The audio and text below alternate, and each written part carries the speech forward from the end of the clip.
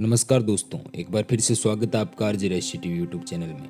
आपको एक बात तो पता ही होगी कि बाबा साहेब संविधान निर्माता होने के साथ साथ एक बहुत बड़े वकील भी थे। तो आज मैं आपको उनकी वकालत की एक सच्ची कहानी से रूबरू कराऊंगा।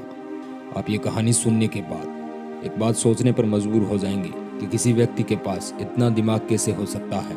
तो कहानी शुरू करने से पहले अगर आप इस चैनल पर नए हैं तो वीडियो को लाइक और चैनल को जरूर सब्सक्राइब कर लें, क्योंकि हम बहुजन समाज और बहुजन इतिहास के बारे में हर रोज एक वीडियो डालते रहते हैं। जब बाबा साहेब पहली बार लंदन से बैरिस्टर बनकर भारत वापस लौटे, तब उन्होंने कोर्ट के अंदर अपना पैर रखा तो कोर्ट के अंदर जितने भी वकील बैठे थे उन्होंने पहचान लिया कि ये वही है जो एक अछूत और महार जाति का है, और ये आज काला कोट पहनकर हमारी कचहरी के अंदर आ गया। जितने भी वकील बैठे थे वो उनके सामने देखने लगे। तो बाबा साहेब अंदर जाकर अपना टीहा ढूंढने लगे। टीहा एक कोर्ट के अंदर बैठने के लिए रखा होता है। बैठने के लिए जब बाबा साहेब को कोई ठिकाना नहीं मिला, बाबा साहेब अपनी जगह ढूंढ रहे थे, तो जो दूसरे वकील बैठे थे वो बाबा साहेब को कहने लगे। उन्होंने बाबा साहेब को चिढ़ाते हुए बोला, अबे ओ बैरिस्टर, तू क्यों अपनी जगह ढूंढ रहा है? तुम तो बहुत बड़े विद्वान हो, तुम्हें क्या जरूरत है यहाँ बैठने की? तुम तो कहीं भी अपना ठिया लगाओगे तो तुम्हारी दुकान चल जाएगी। लेकिन बाबा साहेब ने उसकी उस बात को मजाक नहीं समझा, और बाबा साहेब ने उस बात को बुरा भी नहीं माना और मुस्कुराते हुए बोले कि तुमने ठीक कहा।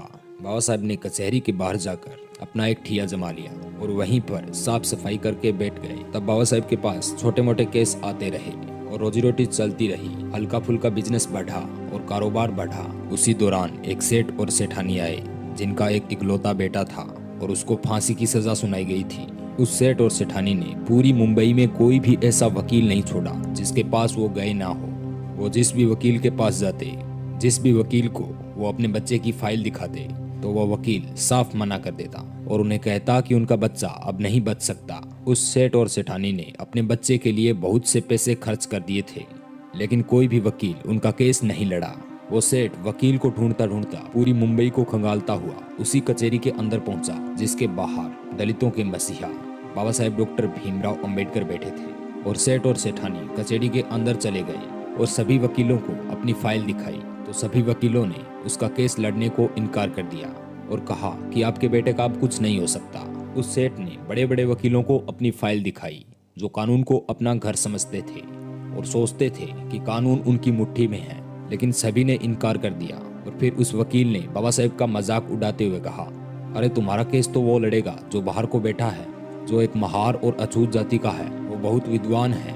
और ये कहकर वकील हंसने लगे। वो बाबा साहेब को चिढ़ा रहे थे तो सेठ मन में रो रहा था, क्योंकि उसे अपने बच्चे की चिंता थी।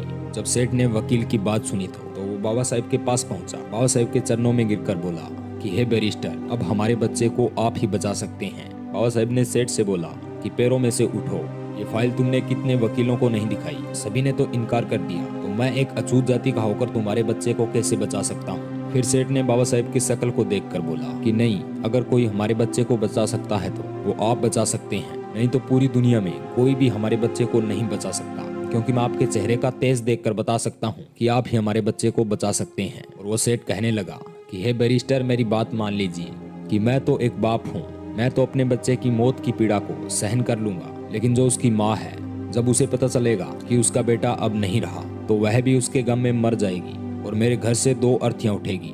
मेरा इतना बड़ा कारोबार है, उसे कौन संभालेगा?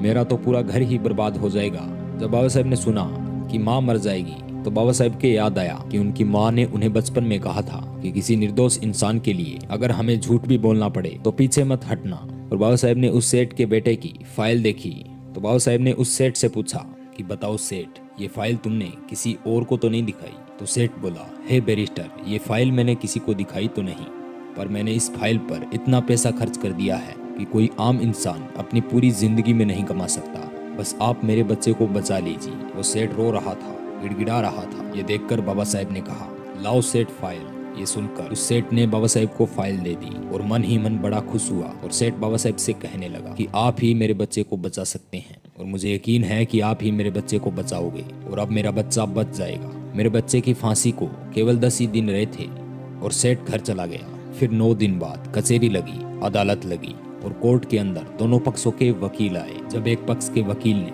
जज साहब को पूरा फैसला बताया तो अब दूसरे पक्ष की बारी आई। तो जज ने पूछा, अंबेडकर, क्या तुम अपने पक्ष में कुछ कहना चाहोगे? तो बाबा साहेब अंबेडकर हंसते हुए बोले नहीं, मैं कुछ नहीं कहना चाहता, बस आप अपना फैसला सुनाइए। सेठ मन ही मन में सोचने लगा कि अम्बेडकर ने तो कहा था कि मैं आपके बच्चे को बचा लूंगा। ये तो पहले ही हार मान गए और ये तो कोर्ट में कोई भी अपनी दलील नहीं दे रहा। और बाबा साहेब जज से कहने लगे कि आप अपना फैसला सुनाइए। और वहीं सेठ मन ही मन में सोच रहा था कि अम्बेडकर, ये तुमने अच्छा नहीं किया। मैंने तुम पर इतना विश्वास किया था, लेकिन तुम मेरे साथ धोखा कर रहे हो। मैं बड़ी आशा के साथ आपके पास आया था कि तुम मेरे बच्चे को बचा लोगे, लेकिन तुम तो कुछ भी नहीं कर रहे। जब जज ने उस लड़के को फांसी की सजा सुनाई और उस लड़के को फांसी के लिए ले जाया गया और उसके गले में फांसी का फंदा डाला गया, फंदा डालते ही बाबा साहेब बोले, बस इसे फांसी से उतार दिया जाए। तो अम्बेडकर ने जज से कहा कि आपने इसे फांसी की सजा सुनाई थी, मौत की सजा नहीं। ये सुनकर वहाँ जितने भी वकील खड़े थे जो बाबा साहेब का मजाक उड़ा रहे थे, वो सभी के सभी आश्चर्यचकित रह गए। बाबा साहेब ने उस लड़के को फांसी के फंदे से निकाला और उस लड़के को उनकी माँ के पास ले गए। तो ऐसे थे बाबा साहेब अम्बेडकर। जब से ही ये कार्रवाई चलती आ रही है, तभी से ही ये कार्रवाई चलती आ रही है कि अगर किसी को फांसी की सजा देनी है तो उसे मौत की सजा कहा जाता है। तो दोस्तों, आज के लिए बस इतना ही। मिलेंगे नेक्स्ट वीडियो में, तब तक के लिए जय भीम, नमो बुद्धाय।